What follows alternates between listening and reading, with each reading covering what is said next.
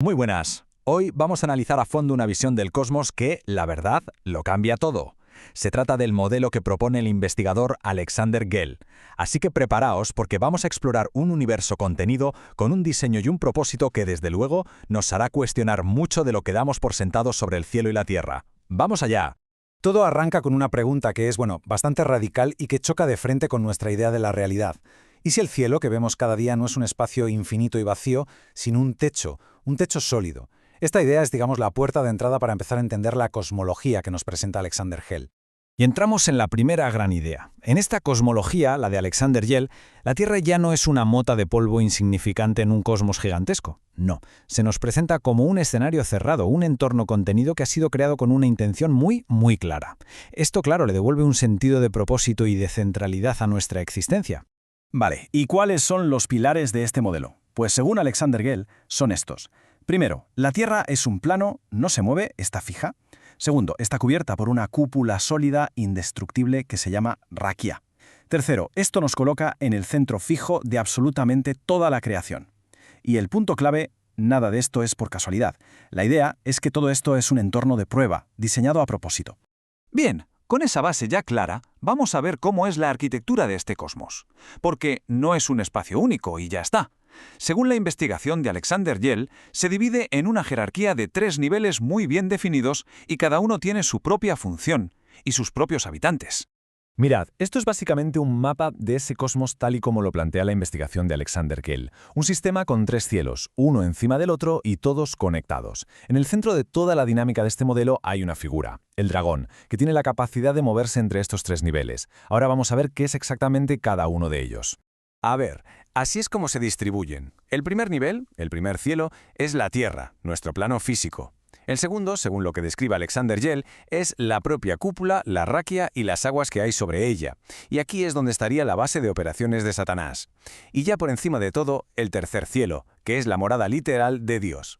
Como veis, es una geografía celestial súper precisa. Venga, ahora vamos a centrarnos en el antagonista de esta cosmología. Porque Alexander Gell no lo presenta como una idea abstracta del mal, sino como una entidad muy real, con una naturaleza y una ubicación súper específicas dentro de esta estructura de 3 cielos.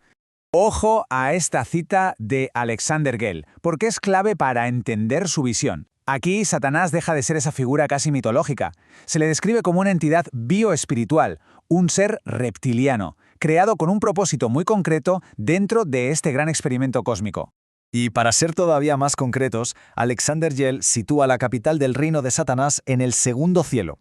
Y esto no es una metáfora, se refiere a un lugar físico, la propia estructura de la cúpula y esas aguas que están por encima. Desde ahí, según su investigación, es desde donde se coordina lo que él llama la Matrix terrenal. Este esquema lo que nos muestra es la movilidad que tiene esta entidad. Según el modelo de Alexander Gell, tiene acceso a los 3 niveles, aunque con ciertas limitaciones. Opera aquí, en la Tierra, reside en su capital en el segundo cielo y puede subir al tercero pero solo para cumplir una función muy específica, la de ser fiscal o acusador de la humanidad delante de Dios. Claro, aquí llega la pregunta del millón. Si el mundo es realmente así, con esta geografía tan definida, ¿por qué no lo vemos de esta forma? Bueno, pues aquí es donde entramos en lo que Alexander Gell describe como el gran engaño de nuestra era. Una estrategia diseñada, precisamente, para ocultar esta creación contenida. Aquí es donde chocan de frente las dos visiones del mundo. Por un lado, el modelo de Alexander Gell, un cosmos cerrado, la Tierra en el centro y un creador físicamente cerca. Por otro, el modelo heliocéntrico, universo infinito, aleatorio, donde somos simple polvo cósmico. Lo que viene a sostener Gell es que este segundo modelo no es ciencia, sino más bien ideología.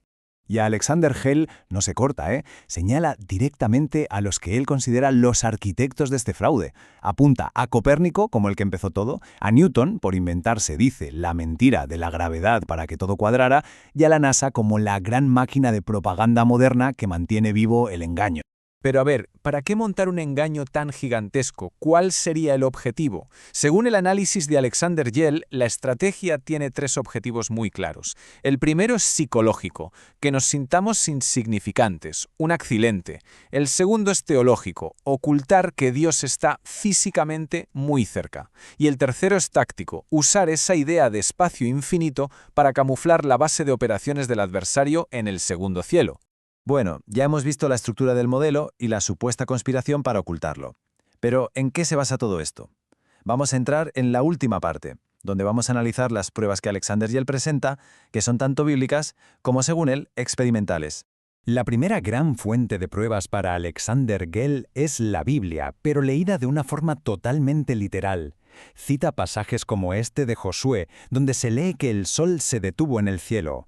Para Gell, la interpretación es directa y no hay otra. El texto está describiendo un sol que se mueve y una tierra que está quieta. Y eso, para él, valida el modelo geocéntrico. Ahora vamos con las pruebas físicas. El argumento principal de Alexander Gell se basa en una propiedad del agua que todos conocemos. Siempre busca su propio nivel, creando una superficie plana. Menciona experimentos históricos como el del canal de Bedford, donde en varios kilómetros de agua no se pudo detectar ninguna curvatura, algo que, según él, sería imposible en una esfera gigante. Claro, la ciencia convencional explica esto por la refracción de la luz en la atmósfera, pero para este modelo esa explicación es simplemente un error. Otra de las evidencias que presenta Alexander Gell son las filmaciones de globos a gran altitud. Según su análisis, estas imágenes muestran siempre un horizonte perfectamente plano, que además sube a la altura de los ojos del que observa, sin importar lo alto que estés. Él afirma que en una esfera el horizonte debería caer y a esa altitud la curvatura debería ser más que evidente. Entonces, la pregunta es, ¿y todas esas fotos de la Tierra redonda que hemos visto 1000 veces? ¿Qué pasa con ellas? La explicación de Alexander Gell es que se trata de un engaño óptico. Sostiene que agencias como la NASA usan lentes de gran angular, las típicas ojo de pez, que por su diseño distorsionan la imagen y curvan las líneas rectas. Es decir, que crean artificialmente la ilusión de curvatura en un horizonte que, según él, en realidad es plano. Y aquí hay otra prueba visual. Este reflejo tan concentrado del sol sobre las nubes, que a veces se llama hotspot o punto caliente, para Alexander Gell es una prueba fundamental. Su argumento es que un sol gigantesco a millones de kilómetros crearía una luz mucho más difusa. Un reflejo tan localizado y brillante, dice él, solo puede ser producto de una fuente de luz pequeña, cercana y que se mueve por encima de las nubes dentro de la cúpula. La cosa llega a tal punto que, para difundir estas ideas, Alexander Gell hasta ha compuesto una canción que es como un manifiesto musical. La letra denuncia el alunizaje como un montaje de Hollywood, llama a los astronautas actornautas y dice que la gravedad es una mentira. Y el estribillo, pues, resume toda su cosmología. La Tierra quieta, el Sol girando y todo bajo un domo indestructible. O sea que, para resumir, en el mundo que describe Alexander Gell, no hay sitio para la casualidad ni para el azar. Propone que nuestro mundo no es un accidente cósmico, sino un entorno cerrado, un sistema construido con una intención. Vamos, casi como un gran escenario para una especie de prueba divina. Y claro, todo esto nos deja con una última pregunta flotando en el aire. Una pregunta que se desprende de todo el modelo. Si aceptamos, aunque solo sea como un ejercicio mental, la idea de que el mundo es un escenario cerrado, la pregunta que viene después es inevitable. ¿Cuál es el propósito de la obra? ¿Para qué es la función? Gracias por habernos acompañado en este análisis.